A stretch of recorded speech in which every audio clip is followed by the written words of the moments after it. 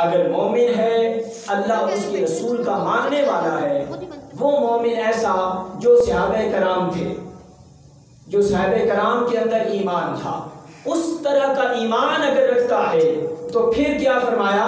وَهُوَ مُؤْمِنٌ فَلَنُحْيِيَنَّهُ حَيَاةً طَيِّبَةً، اگر وہ اس طرح کا عمل دنیا میں گزارتا ہے اور مومن ہے تو ہم اسے ضرور پاکیزہ زندگی کے ساتھ زندہ رکھیں گے۔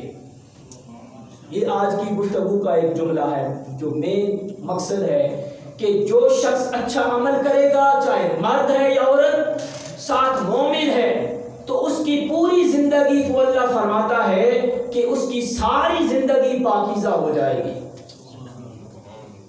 پاکیزہ ہو جائے گی۔ ہم اب اسی آیت کو اپنے اوپر طاری کریں، دیکھیں، محاسبہ کریں کہ ہم میں سے، مجھ سمیت، ہم میں سے اچھا عمل ہم کرتے ہیں؟ اگر ہم کرتے ہیں، کیا اچھا عمل صرف نماز ہے؟ نماز تو ہم نے پڑھی اپنے لیے، روزہ رکھا اپنے لیے، حج کیا اپنے لیے، ہمیں ثواب اللہ پاک ہمارے نامہ اعمال میں دے گا۔ مال خرچ کرنا، اس میں اپنا بھی فائدہ ہے، لیکن جس کو آپ دے رہے ہیں زکوٰۃ کی صورت میں، صدقہ کی صورت میں، وہ دوسروں کا بھی اس میں فائدہ ہے۔ لیکن اعمال ایسے ہوں معاشرتی، اس کا تعلق حسد سے ہے، حسد ایک انسان دوسرے سے نہ کرتا ہو، چغلی نہ کرتا ہو، غیبت نہ کرتا ہو، یہ ایسی برائیاں ہیں، حسد، جھوٹ، غیبت اور چغلی کہ نظر نہیں آتی، یہ برائیاں نظر نہیں آتی، لیکن ان کے اثرات اتنے بھیانک اثرات ہیں کہ حدیث پاک میں آتا ہے۔ پہلے تو یہ سمجھنا ہے نا کہ یہ بیماریاں ہیں کیا، ہمیں اس کا بھی ادراک نہیں ہوتا کہ چغلی کیا ہوتی ہے، غیبت کیا ہوتی ہے۔ جھوٹ تو یہ ہے کہ کسی بات کو بدل کر دوسرے کے سامنے بیان کر دینا، حقیقت بیان نہ کرنا، چھپا دینا۔ کوئی واقعہ ہوا ہے، اسے جب کسی سے پوچھا جائے تو اسے چھپا دے، وہ جھوٹ بول رہا ہے شریعت کی نظر میں۔ اسی طرح غیبت ہے اور چغلی ہے۔ غیبت یہ ہے کہ دو شخص ہیں اور دونوں شخص آپس میں گفتگو کر رہے ہیں، گفتگو کے دوران وہ پوچھتا ہے کہ فلاں کا کیا حال ہے، مثال دے رہا ہوں، تو وہ کہتا ہے جی بس اس کی وہ برائیاں اس نے شروع کر دی۔ مجھے دو لوگ آمنے سامنے بیٹھے ہیں، کھڑے ہیں، تیسرے شخص کی کوئی بات بھی اس نے کی، اگر تو اس میں وہ پائی جاتی ہے، اگر وہ برائی پائی جاتی ہے تو غیبت ہے، وہ اس کے سامنے کر رہا ہے، اگر وہ نہیں پائی جاتی تب بھی گناہ ہے، وہ بہتان ہے، اس پر بہتان لگا رہا ہے۔ یہ اتنا حساس معاملہ ہے جو آئے روز ہم اس میں گرے ہوئے ہیں، آئے روز ہم بیٹھے ہیں، گھنٹوں ہماری محفلیں جاری ہیں دوستوں یاروں میں، گھروں میں، لیکن کیا ہے، اور کوئی ٹاپک موضوع نہیں ہے، موضوع کوئی شخص بنا لیا، کوئی برادری میں ہے، کوئی رشتہ دار ہے، کوئی پڑوسی ہے، کوئی دور کا جس کے ساتھ رشتہ ہے، بس اس کو موضوع بنا لیا، اس کی برائیاں شروع کر دی آپس میں۔ وہ اتنی لذت آتی ہے، کیوں کہ اس میں شیطان شامل ہے۔ شیطان ہمیشہ گناہوں کو، برائیوں کو خوبصورت کر کے پیش کرتا ہے، اس میں لذت آتی ہے، برائیاں کرتے کرتے کرتے مزہ آتا ہے، گفتگو چلتی رہے، باتیں چلتی رہے اس کے خلاف، آتا ہے کہ نہیں؟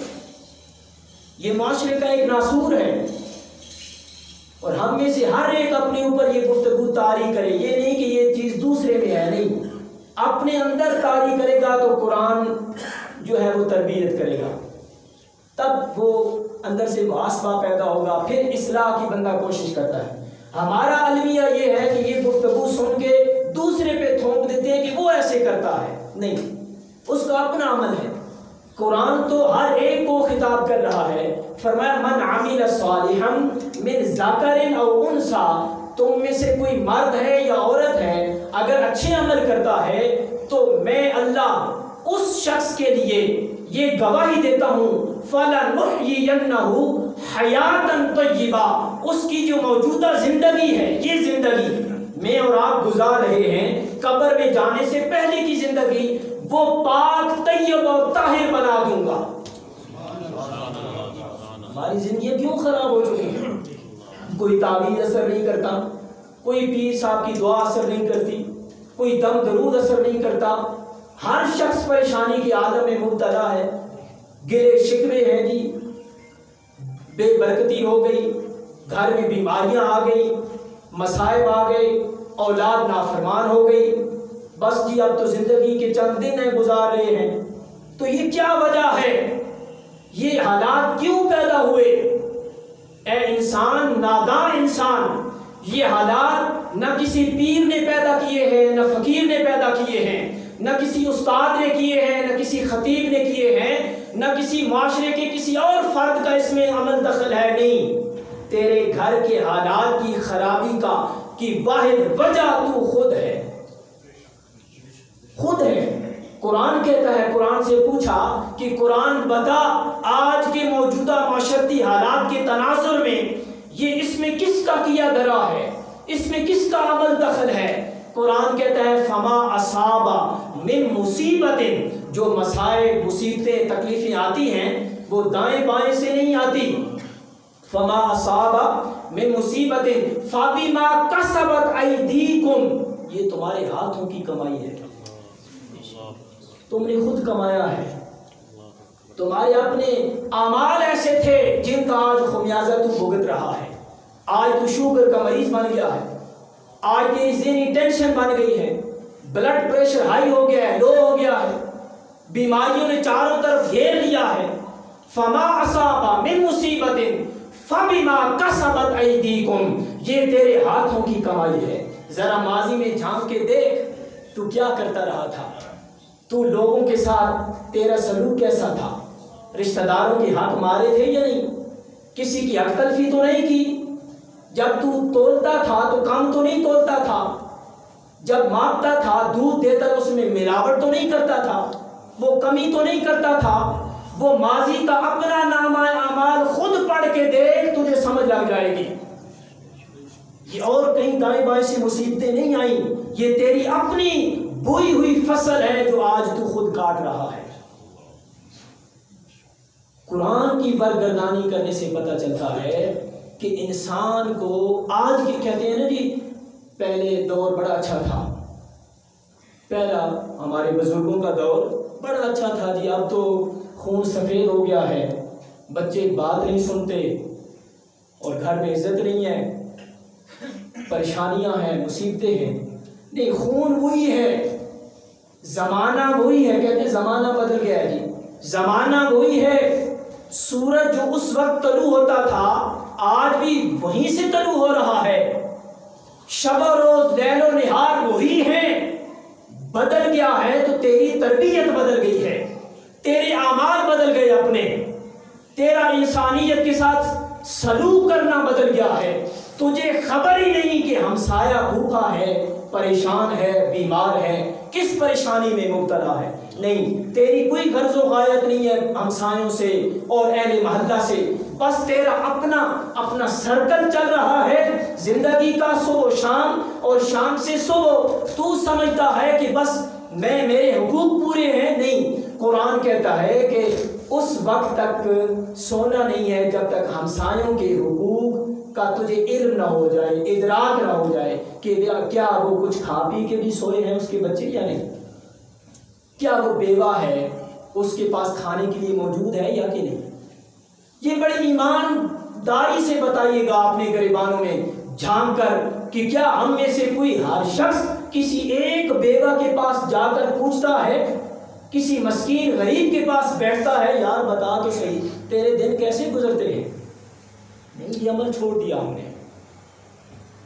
قرآن کہتا ہے پھر جب یہ اعمال یہاں تک پہنچ جاتے ہیں کہ انسان بس اپنے تائیں زندگی گزارتا ہے، اسے کسی دوسرے سے غرض و غایت نہیں ہوتی، یتیموں کو، بیواؤں کو، مسکینوں کو، غریبوں کو ان کا پرسان حال نہیں ہوتا، ان کے روزمرہ کی ضروریات دیکھتا نہیں ہے، تو پھر انتظار کر کہ اللہ کا جو ظلم ہے، اللہ کی طرف سے جو ظلم و ستم آ رہا ہے، بس اس کا انتظار کر، اس کا انتظار کر۔ پھر اللہ کی طرف سے وہ ظلم و ستم آتا ہے، وہ جو میں نے پہلے عرض کی بارشیں روک لیتا ہے، وہ پھر برفوں کے طوفان بھیجتا ہے، پھر وہ سیلاب کی شکل میں پانی بھیجتا ہے، ایک اشارہ دیتا ہے کہ اے انسانیت سمجھ جا، میری لاٹھی بڑی بے آواز ہے۔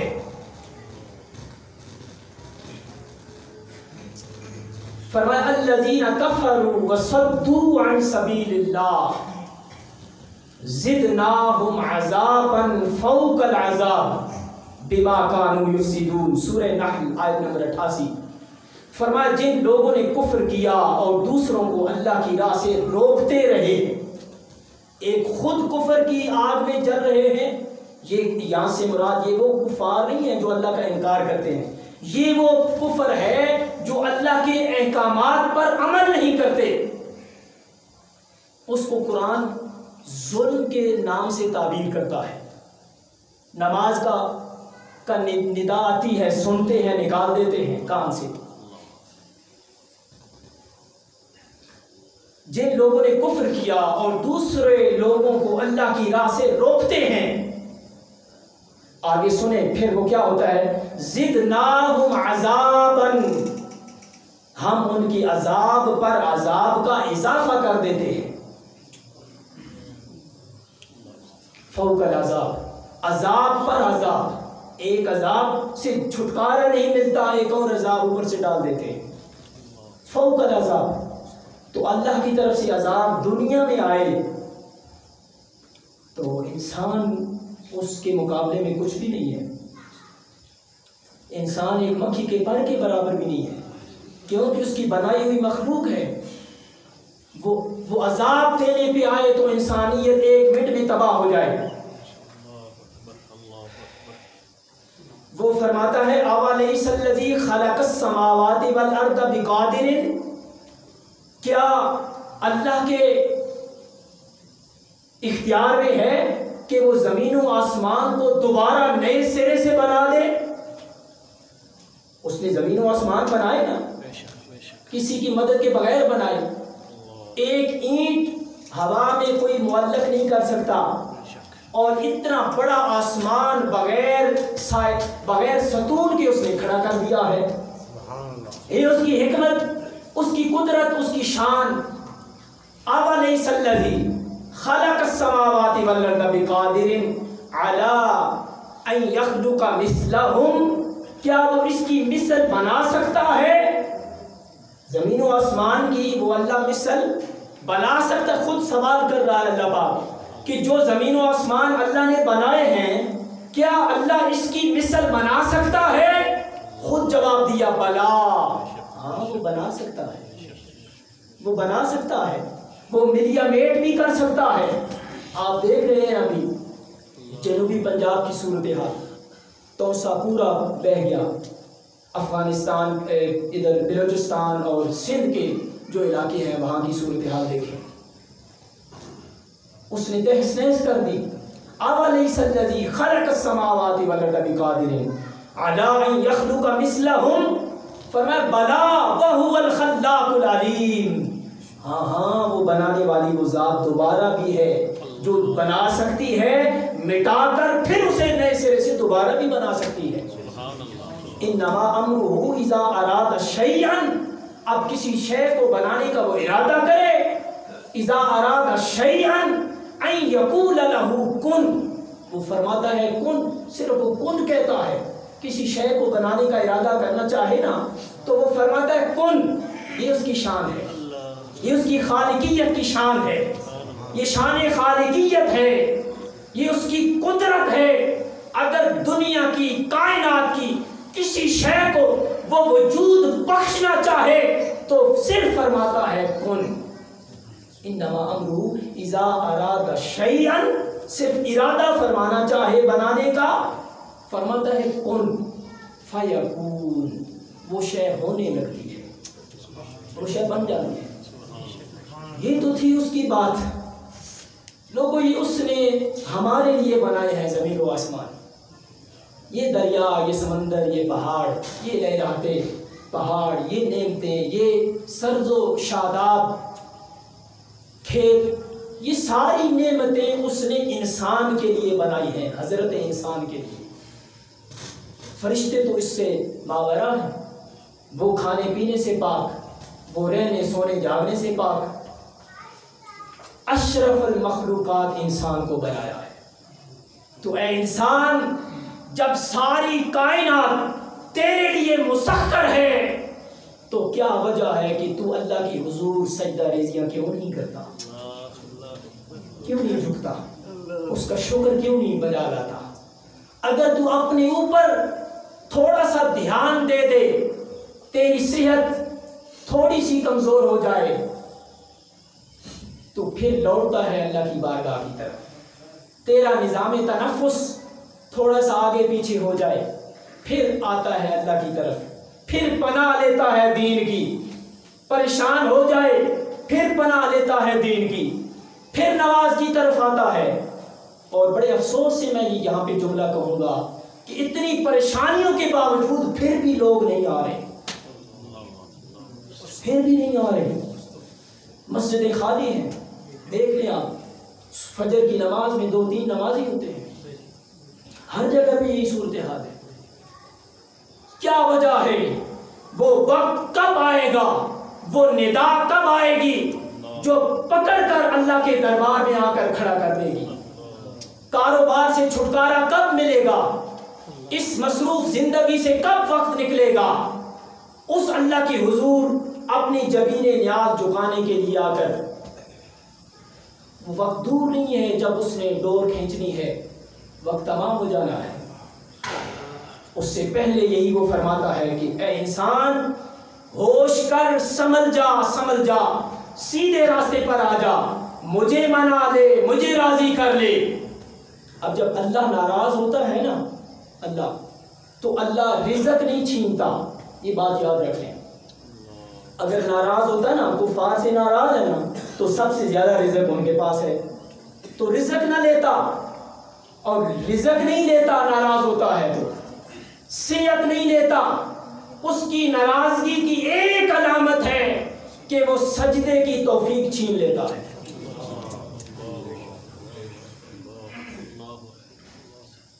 اچھا بھلا جوان، صحت مند، دنیا کے سارے کام کرنے میں ماہر، نماز کا وقت آتا ہے میری ٹانگوں میں درد ہے، مجھے یہ بیماری ہے، مجھے یہ پریشانی ہے۔ ہوش کر رہے انسان، کسی وقت بھی بلاوا آ سکتا ہے، اور وہ اجل کسی وقت بھی آ کر بلا لے گی۔ اس بڑی حاضری کے لیے تیاری کی ضرورت ہے۔ حضرت شقیق بلخی حضرت امام جعفر الصادق کے زمانے میں ہوئے ہیں۔ حضرت امام جعفر الصادق جو اہل بیت اطہار میں سے تھے، ان سے پوچھا گیا کہ قبر تاریک ہوگی اور آواز دیتی ہے کہ میں تاریک ہوں، روشنی ساتھ لے کے آنا۔ ہمارے کو پتا ہے، روزانہ کھڑے ہو کر دفناتے ہیں، اوپر پڑیاں ڈالتے ہیں، مٹی ڈالتے ہیں، نیچے سے تاریک ہے کہ اس کی روشنی کیا ہے؟ اس کی روشنی، پوچھا گیا کہ قبر کی روشنی کیا ہے؟ فرمایا طلبنا ضیاء القبور، ہم نے قبر کی روشنی طلب کی کہ کہاں سے ملتی ہے۔ فوجدناہ صلاۃ اللیل، ہم نے رات کو کھڑے ہو کر نفل میں نماز پڑھنا قبر کی روشنی پائی ہے۔ راتوں کے قیام میں، راتوں کے نفلوں میں، تہجد میں، یہ تو بات آگے نکل گئی۔ میں تو بات کر رہا تھا نماز کی۔ اگر نماز بھی پوری نہیں ہے، یہ تو اگلا سبق ہے تہجد کا، تو تہجد میں جو ہے وہ قبر کی روشنی ہے۔ اور پھر عشاء کی نماز میں اور فجر کی نماز میں جو لوگ چل کر آتے ہیں رات کی تاریکی میں، اندھیرے میں، ہمارے اہل محلہ میں سے آتے ہیں حاجی صاحبان بزرگ آتے ہیں، اللہ رب العزت نے سلامت رکھے، جو آخری عمر میں رات کی تاریکی میں نماز کے لیے آتے ہیں۔ میرے آقا نے فرمایا کہ رات کی تاریکی میں جو نماز پڑھتا ہے، عشاء اور فجر، یہی اندھیرے کل قیامت کے دن روشنی میں، نور میں بدل کر اس کے سامنے آ جائے۔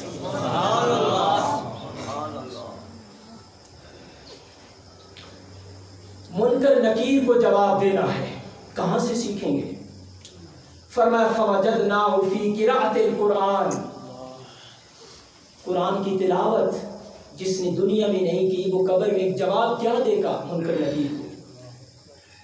اس لیے پہلا سبق نماز، جو پچھلی سیریز ہماری گفتگو کی تھی اہل بیت اطہار اور شہادت امام علی مقام کے سلسلے میں، اس کربلا کے پورے واقعے میں یہی ایک پیغام ہے کہ لوگوں جتنی مشکل آ جائے زندگی میں، بیماری آ جائے، مشکل آ جائے، گھر میں کوئی مہمان آ جائے، مرگ ہو جائے، شادی ہو جائے، کسی مشکل میں مبتلا ہو، نماز کو پیچھے نہ کرنا، نماز کو فوقیت دینا ہے۔ یہ کربلا کا پیغام ہے۔ ہم نے کیا سیکھا پھر؟ اس لیے خدا رہا ہے، اللہ ہم سے ناراض ہے، اس نے سجدوں کی توفیق چھین لی ہے۔ اگر راضی کرنا ہے تو وہ راستہ بھی بتاتا ہے اور راضی ہونے کے لیے تیار بھی ہے۔ ہم انسان ہیں نا کہ راضی نہیں ہوتے، ہٹ درم ہیں، ضدی ہیں، انا ہے اندر پالی ہوئی ہے، ایک دوسرے سے اگر ناراض ہے تو راضی ہونے کا نام نہیں لیتے۔ انسان ہو کر راضی نہیں ہوتے، انسانوں کا خالق ہو کر وہ خود کہتا ہے کہ میں ناراض ہوں، آؤ مجھے منا لو، دروازے کھلے ہیں، آ جاؤ مجھے منا لو۔ مولا منانے کا کیا طریقہ ہے؟ فرمایا اور کوئی نہیں، بس وضو کرو، نماز کے لیے کھڑے ہو جاؤ اور خلوص نیت کے ساتھ میری بارگاہ میں گڑ گڑا کر دعا مانگ لیا کرو، مولا مجھ سے غلطی ہو گئی تو معاف فرما، غلطی ہو گئی معاف فرما، غلطی ہو گئی معاف فرما۔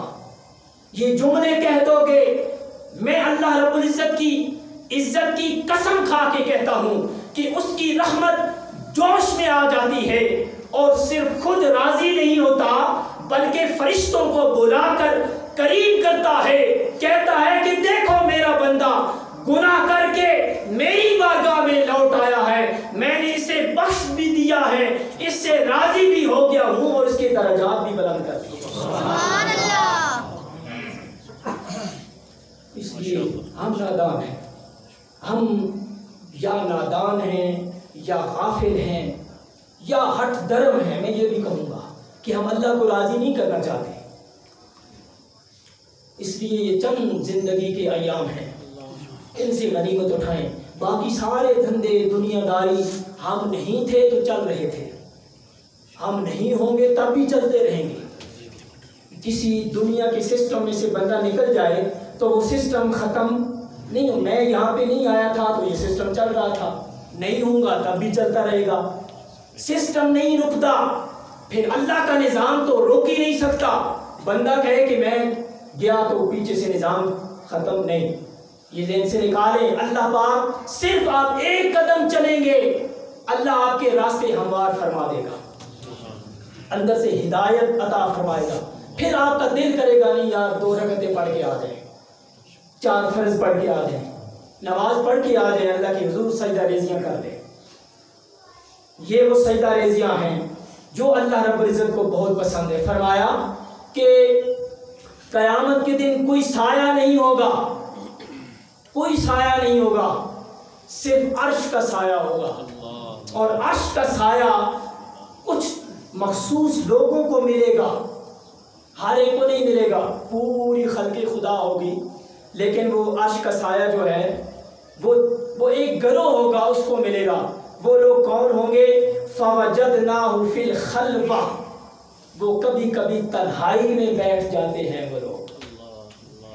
یہ اگلی باتیں ہیں، نماز ہے، تہجد ہے، قرآن پاک کی تلاوت ہے، پھر وہ کبھی کبھی رات کی تاریکی میں گھر میں تنہائی میں بیٹھ جاتے ہیں، مصلی بچھا کے، وضو کر کے، بس وہ تنہائی میں بیٹھنا اور اللہ سے باتیں کرنا، وہ شے اللہ کو بہت پسند ہے۔ وہ اس شخص کو اللہ قیامت کے دن اپنے عرش کا سایہ نصیب فرمائے گا۔ سورۃ التکاثر کی آیات کی تلاوت فرمایا کہ روزانہ 1000 آیتوں کے برابر اگر جو شخص 1000 آیات پڑھتا ہے تو اس کے مال میں اللہ رب العزت برکت عطا فرما دیتا ہے، مال کی کثرت ہو جاتی ہے۔ اب 1000 آیات نہیں پڑھ سکتا تو شارٹ کٹ بھی اللہ کے رسول نے فرمایا کہ سورۃ التکاثر، الہاکم التکاثر، اس میں کثرت کے الفاظ ہیں نا، الہاکم التکاثر حتی زرتم المقابر، کلا سوف تعلمون ثم کلا سوف تعلمون، کلا لو تعلمون علم الیقین لترون الجحیم ثم لترونها عین الیقین ثم لتسألن یومئذ عن النعیم۔ یہ پڑھا کرے، اس کی مال میں اللہ رب العزت کثرت بھی دے گا اور برکت بھی دے گا۔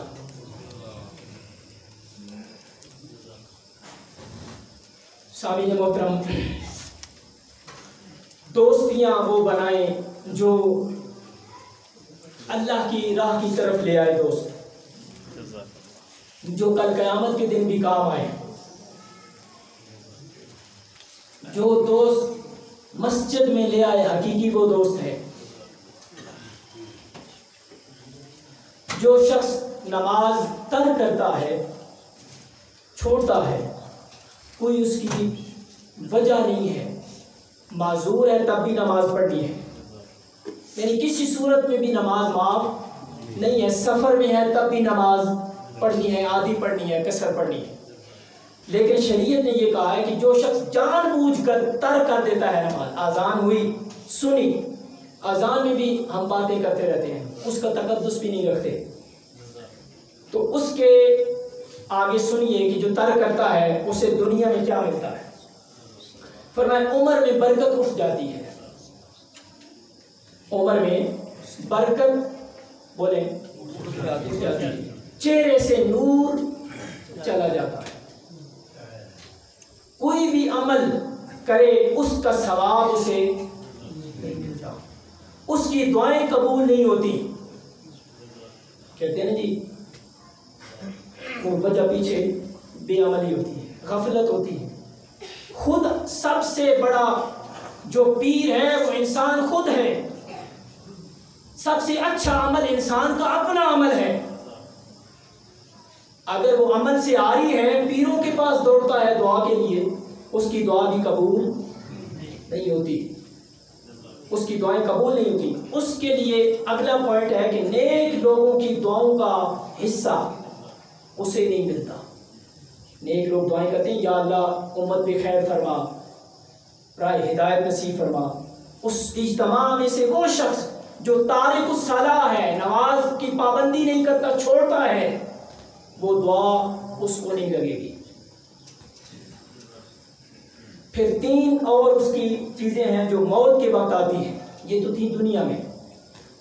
ایک یہ ہے کہ بھوکا پیاسا مرتا ہے، بے شک کھانا کھائے، پانی پیے، اس کی روح پرواز کرے، لیکن روح پرواز کرتے وقت اسے یوں محسوس ہوگا کہ اتنی پیاس لگی ہے، 7 سمندر بھی پلا دے تب بھی پیاس ٹھیک نہیں ہوگی، پیاس نہیں بجھے گی، بھوکا پیاسا مرتا ہے، ذلیل ہو کر مرتا ہے۔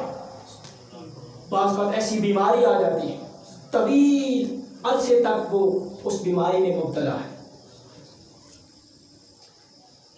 بھوکا اور پیاسا اور ذلیل ہو کر۔ قبر کے اندر بھی 3 سزائیں، قبر تنگ کر دی جاتی ہے، قبر میں آگ ڈالی جاتی ہے،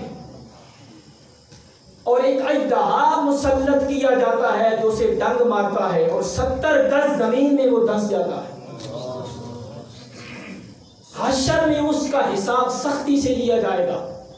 کلاس میں، جماعت میں استاد کے سامنے برابر ہوتے ہیں نا طالب علم، جو سب سے کند ذہن نالائق ہوتا ہے، استاد کا رویہ بھی اس سے مختلف ہوتا ہے، لائق کے ساتھ اس کا رویہ مختلف، جو چھٹیاں بچہ نہیں کرتا اس کے ساتھ رویہ استاد کا شفیقانہ ہوتا ہے، جو نالائق ہوتا ہے، سبق یاد نہیں کرتا، اس کے ساتھ اس کا رویہ اور ہوتا ہے۔